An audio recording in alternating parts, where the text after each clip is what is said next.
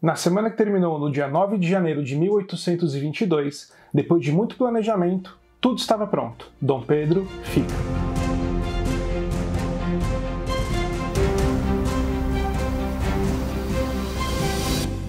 Meu nome é Alfredo de Oliveira Júnior, professor de História aqui em São Paulo, e este canal está acompanhando os principais eventos que levaram à independência do Brasil, semana a semana, 200 anos depois. Na semana passada, no Rio de Janeiro, o apoio paulista à permanência de Dom Pedro foi tornado público ainda que na base da fofoca por Vasconcelos Drummond. Já em Minas Gerais, Paulo Barbosa seguia sua missão, chegando à capital da província, Vila Rica, no início dessa semana.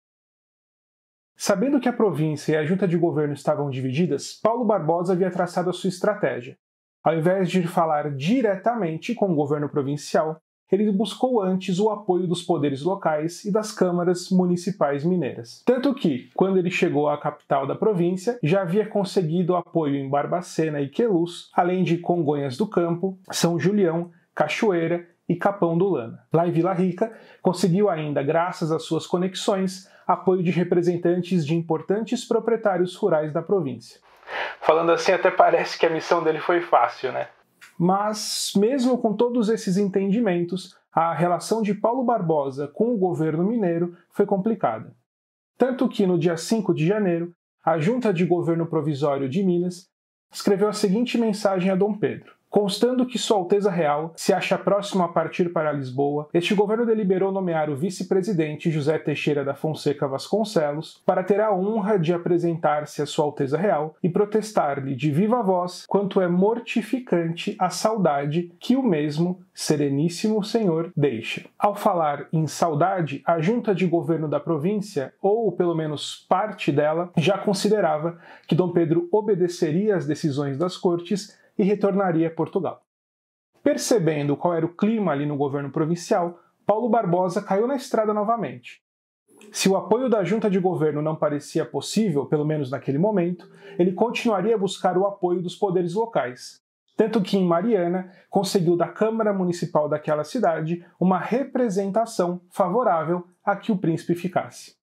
Provavelmente no dia 6 de janeiro, seguiu para Sabará e Caeté, com uma parada programada em São João del Rei, no caminho de volta ao Rio de Janeiro. Tudo isso sempre buscando garantir adesões à permanência de Dom Pedro no Brasil. No dia seguinte, 7 de janeiro, a Junta de Governo de Minas mandou uma mensagem diretamente às Cortes de Lisboa, informando que não obedeceria os decretos 124 e 125, uma vez que os seus conteúdos influíram tanto nos ânimos dos habitantes desta província que o governo, perplexo sobre o que deveria obrar e receoso de tomar medidas fortes, julgou prudente demorar na expedição das ordens, na certeza de que, por este modo, se evitou uma desordem que causaria grande efusão de sangue. Essas ações, por um lado, aceitar a partida de Dom Pedro e, por outro, não cumprir as decisões das cortes, soam bastante contraditórias. Mas elas também mostram que a junta tinha como objetivo atender aos interesses únicos da província e, portanto, não acatava ordens que iam contra seus propósitos, fossem elas direcionadas pelo Rio de Janeiro ou pela corte portuguesa. Coincidentemente, naquele mesmo dia 7, o representante austríaco no Brasil escreveu ao seu governo: a Junta Provisória de Minas tem mostrado constantemente uma posição manifesta ao governo do príncipe. Ela está formalmente ligada a Portugal, mas se acha de fato em pé de independência absoluta, seguindo mais ou menos o curso das colônias espanholas. Mas, segundo o representante austríaco, o que dá esperança de que possamos trazer o governo mineiro de volta é que a opinião do governo de São Paulo tem muito peso aí e que o senhor Teixeira, o vice-presidente da junta de governo, é um homem bom e muito esclarecido. Minas Gerais vai dar trabalho. Já no Rio de Janeiro, aquele dia 7 foi marcado como o primeiro dia do ano com despacho no Ministério. E logo nessa primeira reunião, todos os ministros pediram demissão. Dom Pedro não respondeu na hora e, na verdade, ele demorou alguns dias para dizer se aceitava ou não aquele pedido. No dia seguinte, 8 de janeiro, 3 publicações causaram alvoroço no Rio de Janeiro. A primeira foi um anúncio escrito por José Joaquim da Rocha, que dizia: como consta que os habitantes desta corte desejam assinar a representação que pelo Senado da Câmara se dirige ao heróico e augusto príncipe real e regente do Reino do Brasil, para que não deixe este reino, faça-lhe saber que quem quiser assinar a sobredita representação se dirija à Rua da Ajuda, número 137, no dia de hoje, onde a lerá e, achando-a digna, assinará. A segunda publicação daquele dia foi uma nova edição do Revérbero Constitucional Fluminense. No jornal, um texto assinado pelo sacristão de Itambi acusava as cortes de Lisboa de tentarem retornar o Brasil ao sistema de colonização, isolando cada uma de suas províncias, destruindo a sua natural centralização, diminuindo a sua prosperidade. Contra essa ação das cortes, o autor do texto questiona: e não se lembram que a desordem e a anarquia reinam sempre nos países onde o ponto central é destruído, onde não existe unidade de ação nem concentração de poder e de vontades? E por isso, se deveria protestar com vistas no bem de todos, que Sua Alteza Real demore a execução do decreto para sua retirada, enquanto com toda a brevidade se representa ao soberano Congresso a nossa justiça e o nosso perigo. A terceira das publicações daquele dia foi um suplemento da Gazeta do Rio de Janeiro, que trouxe a mensagem de autoria de José Bonifácio, enviada por São Paulo no dia 24 de dezembro, onde a Junta de Governo Paulista pedia ao príncipe que ficasse. Ainda que desde o dia 2 quase toda a cidade soubesse do conteúdo, graças à fofoca do Vasconcelos Drummond, a publicação agora oficial produziu um grande entusiasmo em todos. O anúncio de José Joaquim da Rocha, depois reforçado pelo texto do Revérbero e pela mensagem do governo de São Paulo, deu início a uma corrida por parte dos membros do Clube da Resistência para a coleta de assinaturas na mensagem que havia sido escrita pelo Frei Francisco de Sampaio, junto com outros membros do clube no convento de Santo Antônio. Essa ação encontrou grandes dificuldades, como vocês podem imaginar. Existiam aqueles que apoiavam em 100% as decisões das cortes, tinham os indecisos, os tímidos, os que preferiam um governo à moda republicana, como dos outros países aqui do continente, além daqueles que queriam assinar, mas tinham medo da presença e da ação da divisão auxiliadora. O general Avilés chegou a fazer uma representação ao príncipe, exigindo a prisão dos envolvidos no abaixo-assinado, que seriam, nas palavras dele, perturbadores da ordem pública. Dom Pedro não atendeu o pedido, dizendo que o direito de petição era garantido pelas bases da Constituição, que estavam sendo discutidas lá em Lisboa. Mesmo com todos esses problemas, o texto em nome do povo do Rio de Janeiro recebeu incríveis 8.000 assinaturas. Ainda naquele dia 8, os ministros apresentaram um novo pedido de demissão que, mais uma vez, não teve resposta pelo príncipe. Dom Pedro, porém, informou aos membros do ministério que eles estavam dispensados de comparecer à cerimônia do dia seguinte. Por fim, mostrando que toda a cidade vivia uma grande expectativa em relação à cerimônia do dia 9, Dona Leopoldina escreveu ao seu secretário particular, Jorge Antônio von Schäfer: esperam-se aqui muitas agitações para o dia de amanhã. Ouviu dizer alguma coisa? E deixando claro como estava participando de forma ativa nos eventos do último mês e nas decisões do seu marido, o príncipe Dom Pedro, Dona Leopoldina relatou a seu secretário que o príncipe está preparado, mas não tanto quanto eu desejava. Os ministros vão ser mudados e empregar-se-ão naturais do país que sejam ilustrados. Custou-me muito alcançar isto tudo, só queria poder inspirar ainda mais decisão. E assim, finalmente, chegamos ao dia 9 de janeiro de 1822. Às 11 horas da manhã, os membros do Senado da Câmara do Rio de Janeiro, reunidos na Igreja do Rosário, caminharam até o Paço da cidade.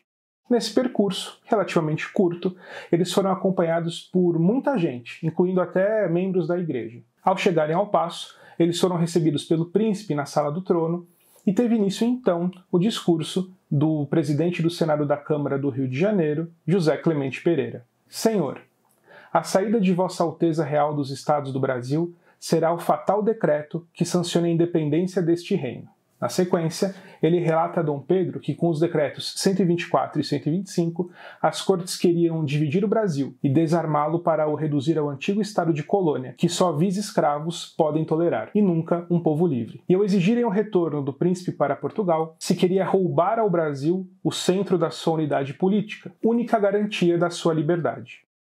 E para piorar as coisas e gerar ainda mais desconfiança entre os brasileiros, tudo estava sendo decidido pelas cortes sem que estivessem reunidos todos os seus deputados. Por isso, ele clamava: exige, portanto, a salvação da pátria, que Vossa Alteza Real suspenda a sua ida até nova determinação do soberano Congresso. Quando o presidente do Senado da Câmara encerrou o seu discurso, ele entregou a Dom Pedro 2 documentos. Primeiro, o Manifesto em Nome do Povo do Rio de Janeiro, escrito pelo Clube da Resistência, com suas 8.000 assinaturas. E segundo, uma representação em nome dos comerciantes e oficiais da cidade.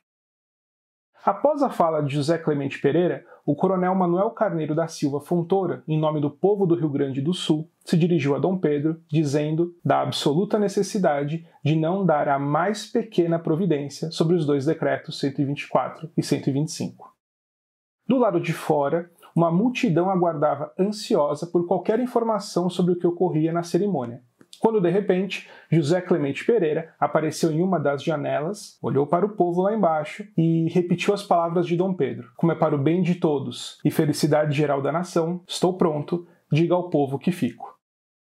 Ao ouvir a fala de José Clemente, todos festejaram e começaram então a pedir para ver o príncipe. Dom Pedro logo apareceu, sendo saudado pelas pessoas, e declarou: agora só tenho a recomendar-vos união e tranquilidade. Ainda que essa tenha sido a versão que entrou para a história, dando até nome a este dia, nós temos um problema. Qual foi a real resposta de Dom Pedro? Ainda naquele dia 9, o Senado da Câmara publicou um edital, afixado em diversos lugares públicos da cidade, que trazia a resposta de Dom Pedro como sendo a seguinte: convencido de que a presença de minha pessoa no Brasil interessa ao bem de toda a nação portuguesa e conhecendo que a vontade de algumas províncias o requer, demorarei a minha saída até que as cortes e meu augusto pai e senhor deliberem a este respeito com perfeito conhecimento das circunstâncias que têm ocorrido. Pelo texto publicado pela Câmara do Rio de Janeiro, a resposta do príncipe teria sido menos incisiva. Ele prometia apenas adiar a viagem. Mas em carta escrita ao seu pai, ainda naquele dia 9, Dom Pedro assim relatou o ocorrido na manhã. No dia de hoje, veio o Senado, que me fez uma fala muito respeitosa, que em suma era que logo que desamparasse o Brasil, ele se tornaria independente, e ficando eu, ele persistiria unido a Portugal. Eu respondi: como é para o bem de todos e felicidade geral da nação, estou pronto, diga ao povo que fico. Se levarmos em conta que as duas respostas ocorreram, podemos perceber que no início, Dom Pedro deu uma vacilada, afirmando que apenas adiaria sua partida, talvez até com medo de alguma retaliação por parte da divisão auxiliadora. Mas vendo que essa resposta era insuficiente, ele acabou se comprometendo e decidindo ficar no Brasil. Maria Graham, escritora e pintora inglesa que estava no Rio de Janeiro em companhia do marido, o capitão Thomas Graham, assim descreveu os eventos que se seguiram ao fico. O dia findou no Teatro São João. O edifício estava iluminado. O príncipe e a princesa apareceram em grande gala no camarote real. Foram recebidos com entusiasmo pelo povo e, no intervalo dos atos, o público chamou vários oradores a fim de que falassem ao príncipe e a todos sobre o acontecimento do dia. E tudo na cidade, que estava brilhantemente iluminada, ocorreu na maior harmonia. E assim encerramos essa longa semana. Uma semana em que os esforços do Clube da Resistência deram resultado, e Dom Pedro, aconselhado por Dona Leopoldina, depois de um primeiro momento de hesitação, decidiu enfrentar as cortes e ficar no Brasil. Mas é claro que a divisão auxiliadora não aceitaria a desobediência do príncipe, e o Rio de Janeiro e sua população logo descobririam isso. Se você gostou desse episódio, se inscreva, curta, compartilhe, comente os vídeos, ative as notificações, pois muito mais está por vir. Até a próxima!